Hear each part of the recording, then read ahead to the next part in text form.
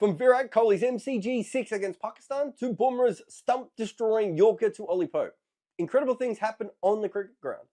We also get iconic lines off it, like Siraj saying, "I only believe in Jassie Bye." There are so many incredible moments that cricket fans just never forget. And now you can wear them on your chest. Free Hit Gear has launched a line of amazing t-shirts and hoodie designs. Passionate fans in India can order through their website, freehitgear.com, while fans abroad can use Free Hit Gear on the Etsy store to have items delivered to them. Order now with the code GOODAREAS, all one word, to get a limited time 15% discount, and you can wear a t-shirt like this one right here. Morning everyone and welcome to the Scoreboard. Australia needed Head to go nuts. He did not. Australia needed Maxwell to stay in. He did not. Australia needed Dwarshuis to strike regularly. He did not.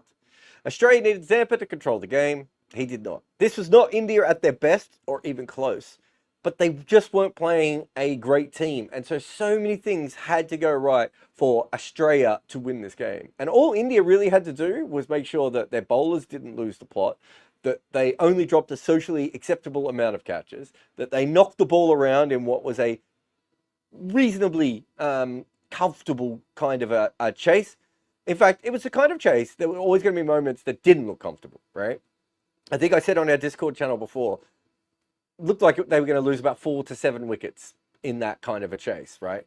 That's exactly where they ended up. But when it came down to it, they were just a lot better. This was kind of the perfect spar before a final because Australia just didn't have enough weapons to actually compete with India, but they performed well enough that they kept India having to still play well all the way through without ever looking like they were actually going to knock them out. This was the perfect net before a final for India. Australia actually outperformed considering that they forfeited their opening position. They have 2 fetuses bowling spin for them. India is just better than this current side, and they would have been better if it was played in Dubai, Lahore, or Mars, right? When it comes down to it, this was a very, very flawed Australian side, and India's missing Bumrah, but it's still a lot better than them. All right. Now, I need to warn you all before we get into the show. There is a very big chance that during the show, I will have to move suddenly to my bathroom because I have the world's biggest truck outside of my room. So, and it's like 1.5 meters away, and I don't know what they're doing other than making more noise than anything. So if it suddenly gets too loud and you see me just pick the laptop up, that's what's going on. I know you can put some super chats in. I probably won't be able to get to regular comments today, sorry, just because I don't have a lot of time. But me and Bayram will be back on in a couple of hours' time as well, if you're interested in that.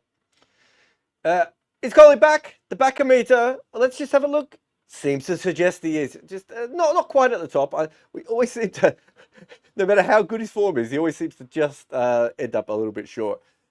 I can't think, like, he's already the best chaser in ODI history. You know, we just did the video the other day.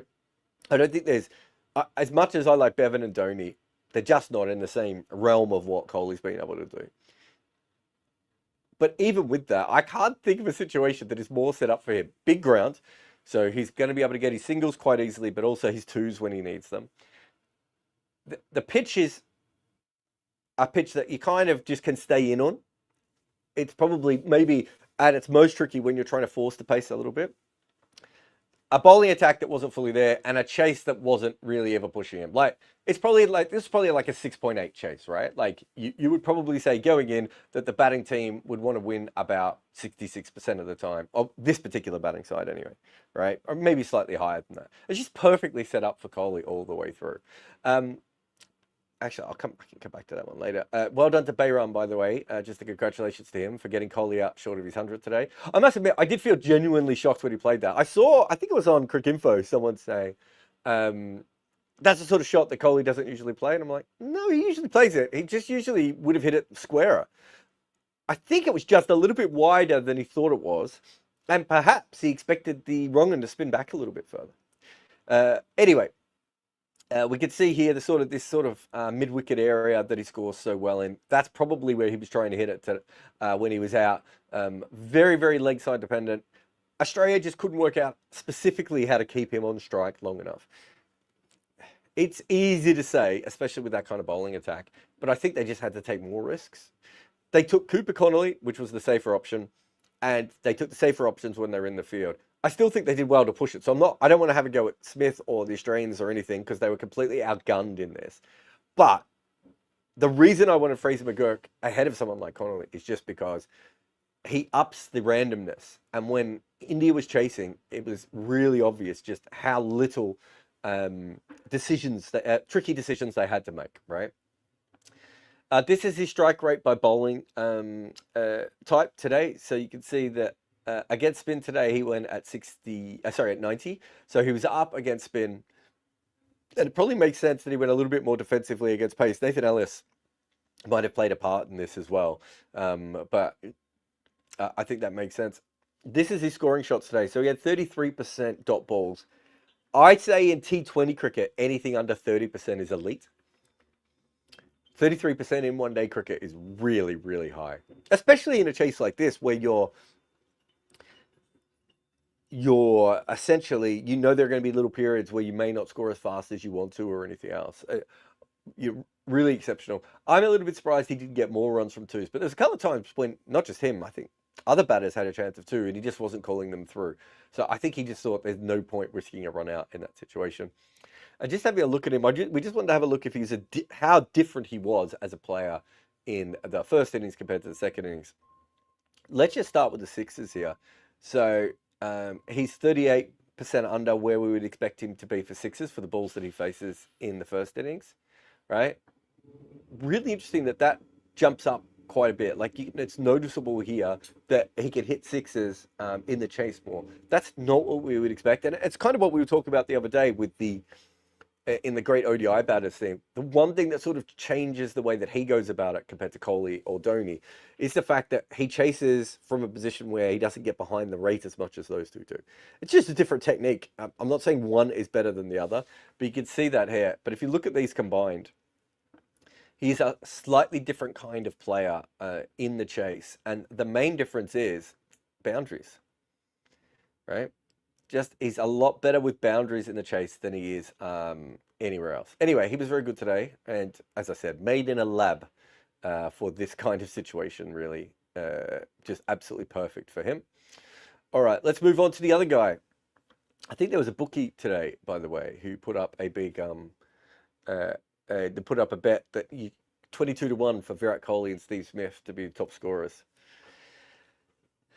They're probably not done very well out of that. Anyway, so we could see here that Australia really struggled with the wicket, got completely on top, and this is when Travis Head went out. They just got stuck. I think the bigger issue is that they would get stuck and then start to attack and lose a wicket. And so a few times here, when they probably just wanted to be pushing it a little bit, they lost wickets at the wrong time. The issue for them was, if you watch the way that India played by just knocking the ball around, getting ones and twos, making sure there aren't too many dot balls, Australia couldn't do that because India bat to number 8 and they didn't have a good bowling lineup. So Australia had to score quicker. And we'll go to the Steve Smith one. I think this is really, really fascinating. One thing that's interesting here is how often he hit the ball down to long on. Not something that he normally does. This is all very, very normal. But it was a slightly different kind of innings. But I thought the more interesting thing with Smith was the way that he would suddenly sort of hump a ball for a boundary. Like it was very clear to him that he wasn't batting the way he wanted to. You have a look at the early pull shot, and I can't remember who it was, but he hit someone over long on. There's really sort of forced shots rather than just letting the balls be in the right area. And he got stuck several times and then had to play the big risky shot. I kind of always felt that was probably the way that was going to get him out. And when we say he doesn't score very much straight down the ground, you can see over the last couple of years, he just doesn't score a lot to mid-off and mid-on. So it was a very different kind of innings to say what you would expect from, Shubman Gill and Iyer, and especially guys like Marsh and Clarkson and Mitchell who like to go straight down the ground. So today, Smith was more in this sort of region, which was quite interesting. This was an area where he got stuck quite badly, but you can see here, he's just too slow for too long. It's a bit similar to what we saw with Kane Williamson, right? And again, I don't want to slag either of them off because they're the reasons that their team scored any runs. But when you do this, you put pressure on the player at the other end quite a bit. You make it so that people have to take risks. And I think the problem was that if you compare this to Kohli Kohli's ability to, and I know it was different because he was in the chase and he knew he was chasing, but I would just mean in general, Kohli's ability to tick the scorer over at that sort of the same way that Owen Morgan and Joe Root would do, right? Just means that the runs are always flowing, whereas for too long in here, Smith just wasn't getting the runs flowing at all. And this is his strike rate by bowling type today. So we can see he was quite slow against the pace bowlers. He wasn't too bad against the spin, if we're being fair. There was one thing I thought he did really, really well today, and it was this against Chakravarti. I thought that Chakravarti would be Australia's biggest problem, and, you know, he got head out straight away, so that started well for him. But he didn't get another wicket until the end. But it wasn't the wickets that interested me as much today. It was the way that Smith was just putting so much pressure on him and not really allowing him to settle. And it felt like Chakravarti couldn't just drop the ball where he wanted to do it. I thought this was really, really clever batting. Unfortunately, he couldn't get the others away, right? And this is the problem. This is the strike bowler.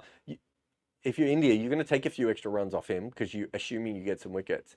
But he was fine against Jadeja, but against Kuldeep and against Akshar, it's just so slow. And we can see here before today, Pandya was the only one that he probably outperformed. Against everyone else here, he was slower than he normally would. Now, it's not a normal wicket. Like, you would expect it to be a little bit slower, but he was just too stuck, especially for someone who stayed in as long as he did. We can see here, let's just combine these and do the same sort of thing.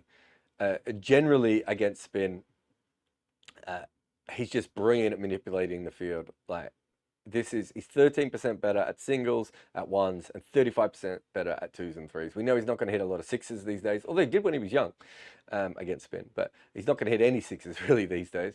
But you can see here that he's still scoring fours at an above rate. So this wasn't a normal kind of innings for him. He did get stuck. And he did, as I said, even when he was hitting the boundaries, I didn't think he was really flowing perfectly.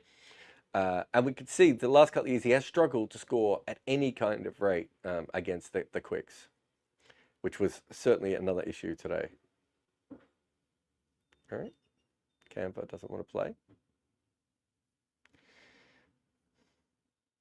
There we go.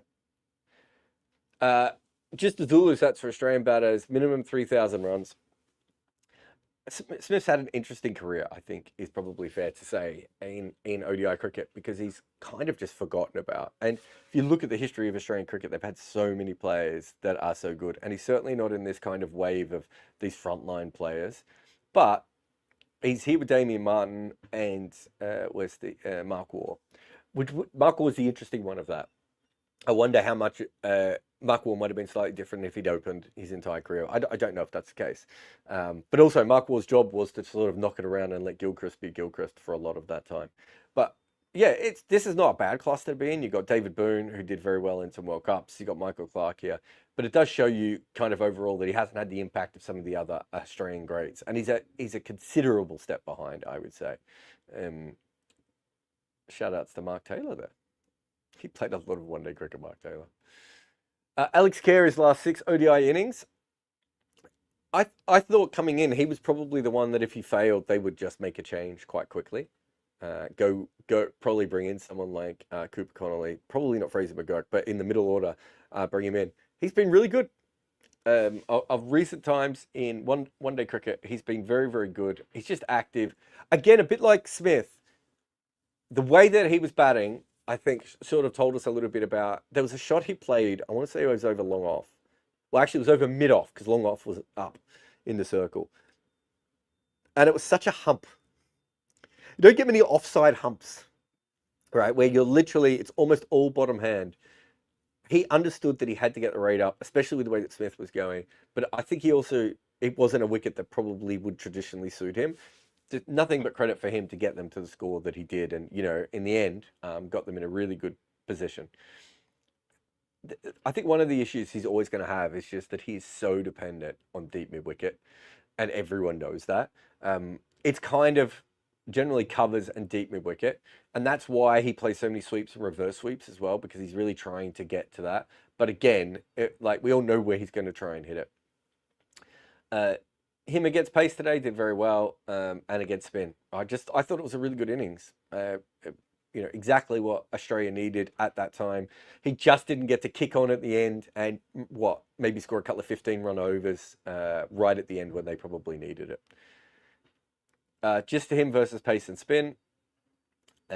We can see here it's similar, but he's basically a boundary hitter against pace. He's basically a boundary hitter against spin, and he's a strike manipulator against pace.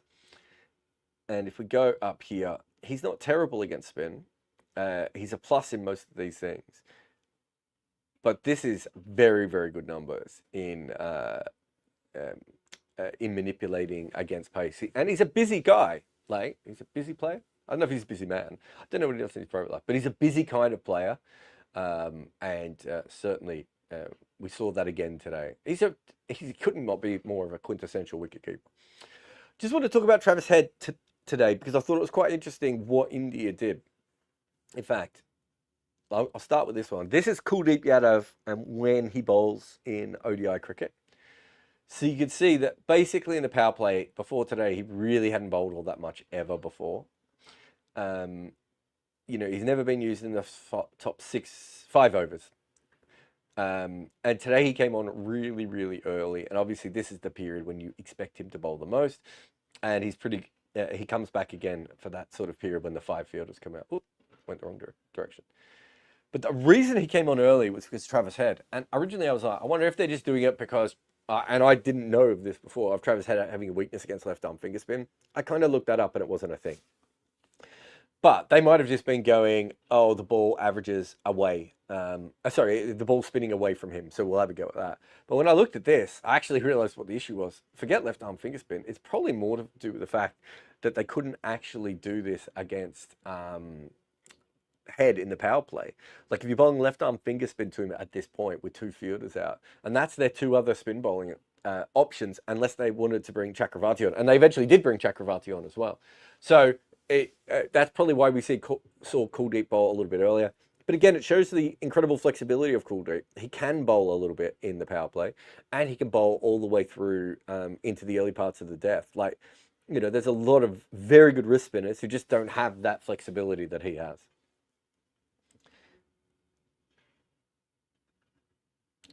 Zulu numbers for India in ODIs, minimum of 2,000 runs. This gives you a really good idea of just what a crop of players we're looking at the moment. You've got Shubman Gill, who, if one-day cricket continues to be played, will be one of the best that has ever done it. I saw this remarkable thing on LinkedIn today, basically saying that he never makes runs in clutch moments. And I'm just like, we've just got to stop doing this stuff. Anyway, Virat Kohli's up there as well. But you can see here Shreyas Iyer, who, we'll talk about it in a moment. You got Rohit Sharma up here as well. Even someone like Jadeja, who's not fantastic, and KL Rahul. KL Rahul has slightly better Zulu numbers than Ganguly, right? So even for those who don't always back him as much as anything, but there's just so much talent in that batting lineup. And Cooper Connolly opened the batting for Australia. Slightly different. Shreyas Iyer, quite a well-rounded map here. You can see scoring pretty much everywhere on the field. Love watching him, but I was thinking about this today. Like, I think the bookies had him as plus 28.5. And unless India lose early wickets, which is always fairly unlikely today, just because Australia have one defensive seam bowler and Dwarshuis, I just don't know how it's possible to get Shreyas Iyer out for less than 35 or 40, unless he runs himself out or the mat situation happens. I mean, you're always going to get the odd fluke, but he's so automatic now. Oops. And he did very well. Oh, the other thing I was going to talk about with him was the way that he went about playing against Cooper Connolly. You might have seen this, where he was kicking his back foot out like a drunken mule. Do mules get drunk? Probably is like a sober mule, if we're being honest. He's obviously got all the high-end technical skills of playing spin. But watching something like that, and I was like, all he's trying to do at the moment is make sure that Cooper Connolly isn't thinking about just landing the ball on the spot, because he knew that there was something in the wicket. I think he might have edged one past slip at one stage. He knew there was something in the wicket for spin. And so that's the sort of stuff that you would expect to see from Sunil Gavaskar, Javed Miandad, those sorts of like S-tier level players of spin, right? Where they're like, okay, the only way this guy's going to get me out is just by landing the ball on the spot over and over again. How do I do it so that he gets confused? He eventually bowled a full toss. I'm not sure if the full toss was that or just because Cooper Connolly's not quite a frontline bowler. But it just shows how talented Shreyas Iyer is and how much he thinks about playing spin. The drop catches today. The reason I brought this up is because obviously Mohammad Shami had a couple of caught and bowled chances that he didn't take. And then we had Australia. This is probably the one that should have been taken the most. The -1 was very, very hard. And to be fair, I still think Maxwell should have taken this, but Cooper Connolly did probably put him off, if we're being honest. But the difference between the two sides is really that this just wasn't a day where Australia could afford to drop any catches. They just had to take everything in this kind of a game. Partly because they didn't have strike bowlers, but also because they didn't score as many runs as they would have wanted to. And you've just got to be able to take catches if that is the case. So it's a little bit different. There was one other thing I was going to say about this. Oh, yeah, just about the strike bowling in general when it comes to this. Australia went in with Dwarshuis and Zampa, who can both strike. They don't really have any other strike bowlers in that side. Sangha is a strike bowler in T20 cricket, but so far in one-day cricket has not been. It doesn't have a very good ratio. Ellis is a defensive bowler. Maxwell is a defensive bowler. Cooper Connolly is probably a defensive bowler as well. So what Australia really needed was to take all these catches. But when it comes down to it, and you know, this sort of stuff is quite obvious, but also 100% true. They just needed to make more runs. Right? That's almost always the case when you lose. But what I mean by that is they had to be slightly above par, which is why Smith took the risks he did, which is why them losing the regular wickets was part of their plan, but also the thing that ultimately probably cost them a little bit. There wasn't much they could do because we saw at times Ellis could, put some pressure on, and some of the other bowlers even put some good pressure on. But India only needed to wait for one mistake. And when you're just waiting for one mistake against an inexperienced bowling lineup, it's going to come. Whereas if you're forcing India to try and make mistakes, or you're forcing India to play big shots against balls that aren't quite there, that's when that kind of total can be defended. A full-strength Australian bowling lineup might have defended this total, right? This just wasn't that attack. And I think we knew that all tournament. A lot of people were thinking that Australia were going to do slightly better than they were. And look, they've still made the semi-finals and everything else. But I think they were always going to struggle against a good team like India. All right, so that's the end of that. I'll go straight into the super chats. Varun is ahead of me here. Subway Surfer says, Swiss Army Knife KL needs a better PR person. Well, I've been accused several times. In fact, today I've been accused of all sorts of things. People are really, really pissy out. God, Twitter's dead, isn't it? You can't tweet anything. I tweeted today that Australia should stop dropping Rohit Sharma and was accused by someone of being pro-India. You've really got to do mental gymnastics to get there on that one. And someone else accused me of being on BCCI's payroll when I said that the tournament wasn't fixed. God. Anyway, but the one I used to get for ages, and I had someone who actually looked into this, like a person was legit thought there was a relationship here, that KL Rahul was paying me. I don't think KL Rahul would want to pay me. I've said many things about him, especially when it comes to white ball cricket, that have not always been flattering towards him. But when it comes down to it, he's perfect for, again, this kind of situation. He's just a professional and he knows what to do. I'm not saying Rishabh Pant wouldn't have been good here either, but you just look at KL Rahul in this kind of situation, you're like, ideal batter to come in at that stage and get the job done. But he has some of the worst PR. I was actually wondering, what was the funnier storyline today? Like, was it going out straight away? Was it getting to 20 off 28 balls and then going out? Because that's where you start to get to with KL, because there's no point even having conversations with people. People have made their decisions long ago. Anyway, Varun says, not our Varun, another Varun. Varun the second, Varun Jr. Carey's technique seems to be limited, but his scoring rate tells otherwise. We may underestimate him scoring at higher strike rates. He takes a lot of risks, Varun, and as I said before, he's very busy. He does have a very limited technique. He's not like an international quality top order batter, but he is very good at sort of number 6, number 7. He's effective, but he really does play a lot like a sort of 90s wicketkeeper, but slightly better. Like, he's always trying to tick the scoreboard over. He's looking for different ways to score, but he's not a particularly good player of spin. I don't think he ever will be. But he's a thorough professional. I mean, him and Carey, just really professional, getting the most out of themselves. And you look at someone like Alex Carey and the way he's fielded in this tournament, I think it tells you a lot about him as a player, right? Like, I don't want to get to Dante from Clerks, but he wasn't even supposed to be in that role, right? Noah Hassan says, question on Australia win mentality in chat. Oh, can you find that one, Varun? And I'll take the next super chat. Soam says, oh, no. Soam says, nothing. Noah says, is it just mentality thing with Australia? I mean, India is such a great team currently, as you showed. Too far ahead than the current Australian playing 11. Still, Australia pushed India the most. Australia won 2-3 World Cups, not his favourite. Yeah, they've also lost some as favourite as well. We forget that as at times. I don't think it's a mentality thing. You look at this side and you've got a lot of talent still in it. It was just missing one thing that they needed today, which was strike bowling, right? But they beat England by doing a really good chase against England. They've still got Maxwell. They've still got Head. You know, it's not like this isn't a situation like if you had the same injuries to Pakistan.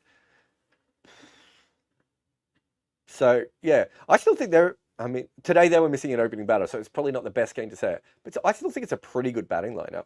Like, if Inglis and Carey can continue to play the way they are, I mean, this doesn't matter because there won't be another ODI tournament for a while. But if Inglis and Carey played the way they are, and you've got Head, and you've got the sort of Marnus Smith machine in the middle, and you've still got Maxwell, that's a really good lineup. So we get a little bit too focused on mentality. Like, this team chased 350 or whatever it was against England, right? Like, the highest chase in Champions Trophy history, wasn't it? I think that's right. They're still pretty good. Soham says, oh, where's Soham? Soham says, how active are you on Blue Sky thinking of moving? Yeah, more. I mean, I don't tweet much at all anymore. It's just toxic over there. And it has been for ages. And the one thing I would say is it probably was also before Elon Musk, but it's got a lot worse. There's no point putting a message out anymore because people aren't even reading them. Blue Sky, I'm there a little bit. Discord channel is probably the best place. I also do a little bit on the Substack. You can follow me on the Substack. But yeah, I don't really have a place anymore. Probably Discord is actually the main place. And Rahul, and we'll finish up. Should India have lent Jaiswal to Australia? I think a few teams in this tournament, Rahul would have liked Jaiswal. Anyway, I've got to go do a meeting. As I said, in about 3 hours' time, there will be a podcast with Bayram. I will probably try and do a wagon wheel as well, but I'm not. But I've got to do a video on this game for the main channel and everything else. So yeah, it'll take me a little while to get there, but when it comes down to it, I will certainly be back later today. So thank you to everyone for supporting us again, and we'll see you again very, very soon. Like literally, it will be soon. It will be like this afternoon. I just said, or tonight, or this morning. I have no idea what time zone you're in. Cricket media used to be pretty simple. Find your favourite newspaper, head to Cricinfo, and maybe a blog you like. Now just finding the best stories and writing is a huge challenge. You already have a job. You just want to read about cricket. Well, that is what the best of cricket is currently doing. They go out daily to find the newest cricket coverage and the best stories from any publication in the world. And when they can't discover what they want, they also hire some of the best writers to produce their own great stories. You can get the best of cricket via their website or on WhatsApp. They find cricket's best stories and give them to you every day.